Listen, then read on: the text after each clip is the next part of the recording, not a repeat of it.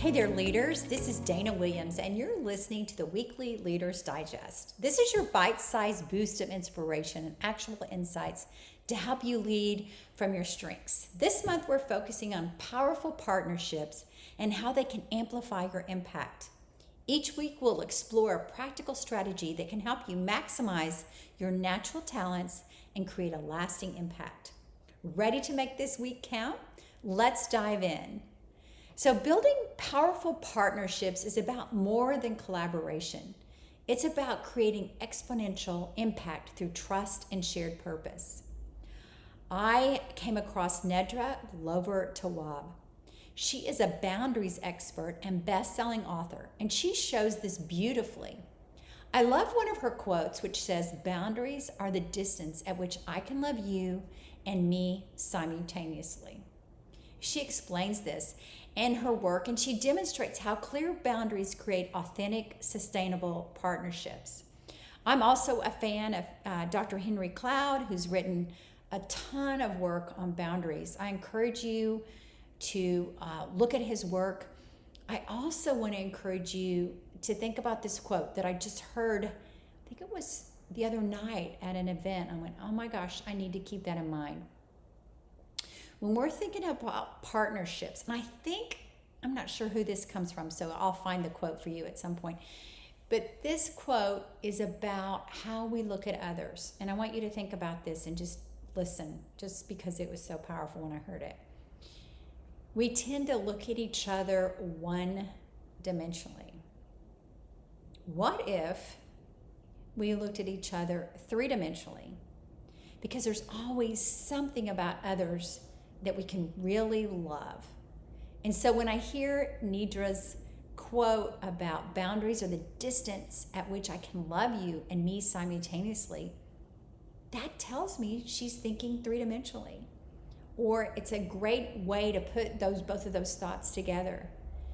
So I know when I've had tough people that I have to work with and I just really don't want to look at them differently, I now put on that lens of three-dimensional. How can I look at them three-dimensional? And how can I build some powerful partnerships with them? So here's three things I want you to think about, whether it's somebody that's difficult to have a partnership with or somebody that you genuinely love, but maybe you're having a little challenges right now. Number one, set clear boundaries.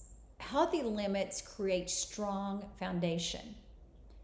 Number two, define shared success. I think there's so many ways to do this, and it's so fun to align on what winning looks like when you and your partner at work or at home can look at what winning looks like and agree on where you're going to go. And then number three is build trust daily with small, consistent action that creates a lasting bond. I want you to think about these ways you can use those three this week and how you can use your strengths to achieve those. So partnership boundaries. How can you create expectation that respect both your partner's needs by setting up some healthy boundaries? For example, if you have harmony, it probably will be pretty easy to do because you're going to always be looking for the middle ground. But if you have somebody that has, if you have deliberative, you're going to really create a response time expectation that can help respect both your needs as partnerships at work. Or if you're like me and you have a relator theme, you're really going to be wanting to go deep in the relationship and figure out, okay, this is what you need, this is what I need. How can we help bring those together and use your relationship themes to help come up with a plan? Number two is success definition. So how do you define what success looks like? One of the things I've loved to do is create a roadmap, maybe even a simple mission statement for the partnership about what you both have a shared a goal in and how you can reach that. And I call that a success roadmap. Maybe you want to create that for Q1 with your work partner. And then trust building. How can you strengthen partnership bonds? I think you've probably heard this before, but one of the things to remember is you can't give trust. You can't get trust until you give trust. So as a leader, is there somebody that you're holding trust back from? Are you looking at them one-dimensionally or three-dimensionally? Which of your strengths can you use to help you? Again, maybe pull out the relator and think about how can you schedule regular check-ins to deepen the partnership connection, or customize a plan for the two of you to connect based on your partner's strengths. Remember that you're 1 in 34 million, so you don't have to have the exact strengths. Don't worry about that. Which domain you're dominant in, and use that one.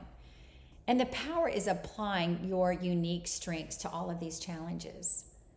So it's your turn. What strengths will you use this week to help build a stronger partnership? Thanks for tuning in to this week's Weekly Leaders Digest. If you found value in today's insights, hit that subscribe button and share this episode with a friend who could use a leadership boost. If you want to transform your organization through strengths, let's chat. Book your free discovery call at danawilliamsco.com. Hey, if you're ready to dominate each day and live your purpose, check out the Strengths Journal. It's at thestrengthsjournal.com. It's the only Gallup licensed daily planner designed to complement your Clifton strengths. Until next week, keep leading from your strengths.